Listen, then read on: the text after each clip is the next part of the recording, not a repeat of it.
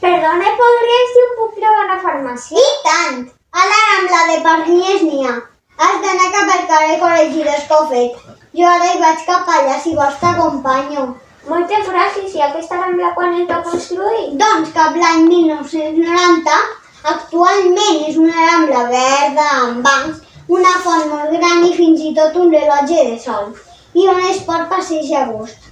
Però abans tots els carrers estaven sense asfaltar i sense clavegueram. No hi havia voreres i havies d'anar amb molt de compte. Vaja, és bonica i molt àmplia aquesta Rambla, amb bancs de colors i amb molts arbres, amb tot tipus de botigues, farmàcies, bars, restaurants. Hola, què fas per aquí, Daniel? Vinc de comprar, i vosaltres? Nosaltres avui estem de passeig. Sí, és un lloc molt xulo per venir amb la família, amb patinet i passar una bona estona.